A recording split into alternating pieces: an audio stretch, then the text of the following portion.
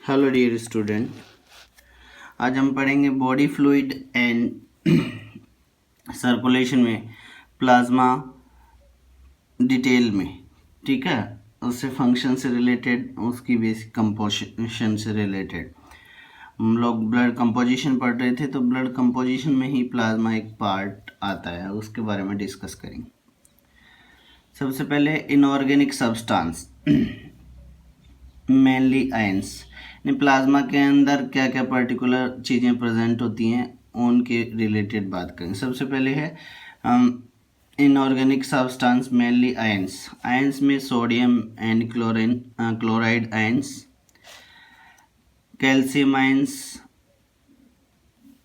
Potassium ion, bicarbonate ions, ये specific main substance है inorganic ions के। Sodium and chloride ions maintain ionic balance in blood, ये दोनों ionic balance maintain करते हैं ब्लड के अंदर और प्लाज्मा।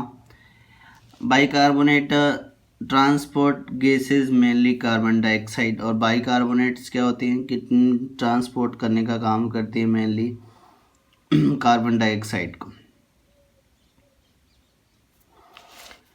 सेकेंड है डिजोल्ड गैसेस, ये प्लाज्मा के अंदर क्या नहीं, प्लाज्मा के अंदर दूसरा चीज़ें क्या होती हैं उनसे related. Second dissolved gases oxygen and carbon dioxide, oxygen और कार्बन डाइऑक्साइड दोनों गैसें डिजोल्ड होती हैं। थर्ड है waste material like urea, uric acid and ammonia and creatinine transported by plasma, ये कुछ एक्सक्रीटेड या वेस्ट मटेरियल हैं जो बॉडी के लिए हार्मफुल हो सकते हैं, उनको प्लाज्मा के थ्रू ट्रांसपोर्ट किया जाता है। If these substance urea, uric acid, ammonia, creatinine exceed their limits known as uraemia, ये सारे के सारे सब्सटेंस कौन कौन से, urea, uric acid, ammonia, creatinine, अगर इनकी मात्रा ब्लड प्लाज्मा के अंदर इंक्रीज हो जाती है तो उसको क्या बोला जाता है, यूरीमिया बोला जाता है। नेक्स्ट है proteins known as plasma protein, इन प्रोटीन्स को प्लाज्मा प्रोटीन भी बोल सकते हैं, और ये स्पेसिफिकली कौन कौन से टाइप के प्रोटीन्स होते हैं उनसे रिलेटेड। सबसे पहले है सीरम एल्बुमिन या एल्बुमिन बोल सकते हैं। इसका फंक्शन क्या होता है, रोल क्या होता है, helps in the osmo regulation, इसका काम होता है बेसिकली ऑस्मो रेगुलेशन करना, और ऑस्मो रेगुलेशन का मतलब ब्लड के अंदर वाटर को होल्ड करने की पोटेंशियल या वर्क यही करता है। If there is deficiency of this albumin, then the water from the blood is going to move out and accumulated in tissues। क्या बोल रहा है कि इट मीन्स अगर ये इसकी डिफिशियंसी हो जाती है तो ब्लड मूवमेंट करेगा कहाँ पे, आउट हो जाता है वाटर ब्लड मूव करके और एक्यूमुलेट हो जाएगा टिश्यूज़ में। This condition is known as oedema, इस कंडीशन को क्या बोलते हैं, एडिमा बोलते हैं। ठीक है। सेकेंड है सीरम ग्लोबुलिन्स, इनको इम्यूनोग्लोबुलिन्स या आईजीबी बोल सकते हैं। Provides immunity, acts at antibodies, ये इम्यूनिटी प्रोवाइड कराती है, एंटीबॉडीज के जैसे वर्क करते हैं।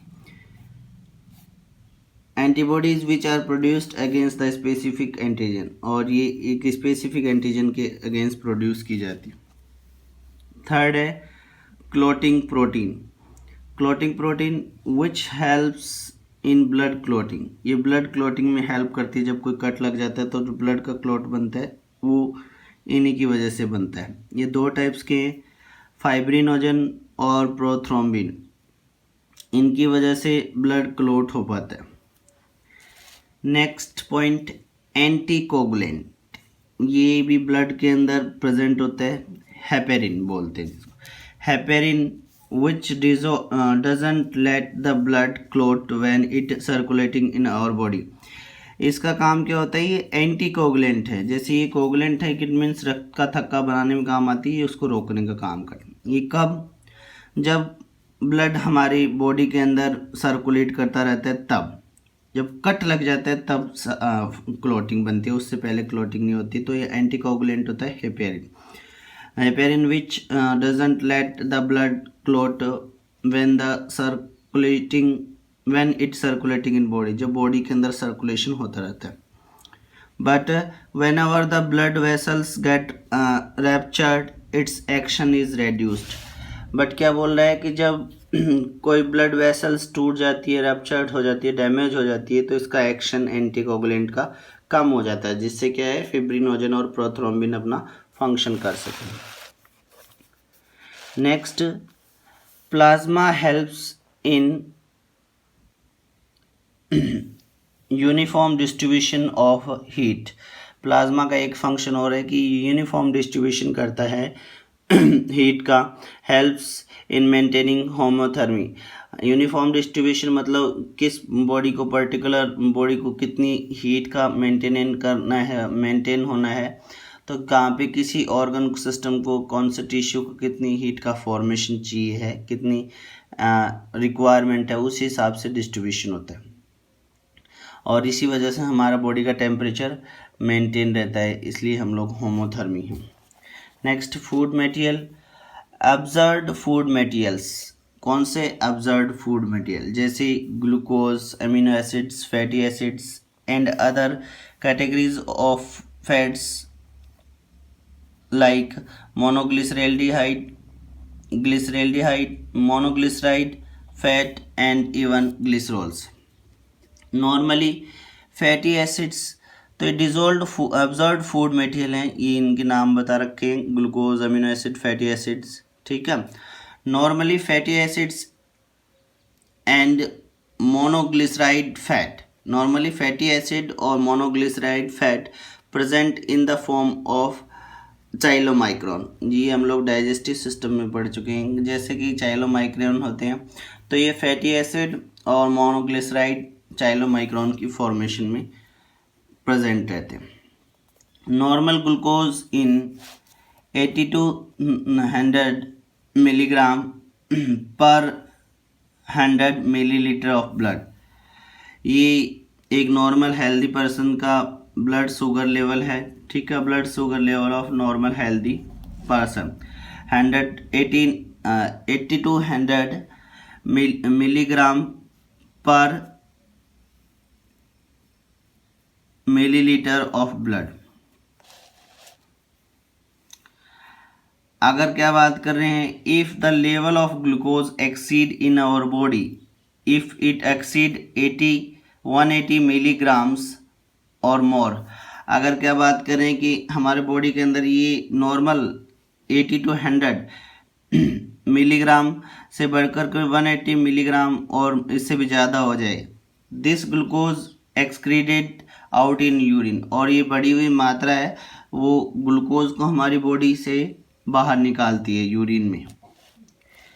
That condition is known as diabetes mellitus और हाइपरग्लाइसीमिया। इस कंडीशन को डायबिटीज मेलाइटस बोल सकते हैं और हाइपरग्लाइसीमिया बोलते हैं। एंड इफ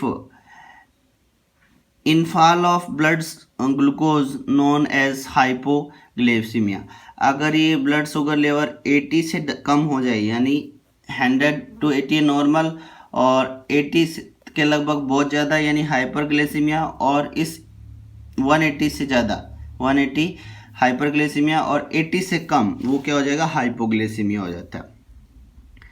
नेक्स्ट है ब्लड प्लाज्मा से related function, regulatory substance, hormone, vitamins और एंजाइम्स। बेसिकली रेगुलेटरी सब्सटेंस कौन से, हार्मोन, विटामिन्स और एंजाइम्स को कंटेन कर रखता है। हार्मोन्स कौन से, that secreted by endocrine glands, endocrine are ductless gland, ये डायरेक्टली ब्लड जो डक्टलेस ग्लैंड है उनका जो सिक्रेशन होता है वो हार्मोन्स प्लाज्मा के थ्रू कैरी किए जाते हैं। Next, cholesterol.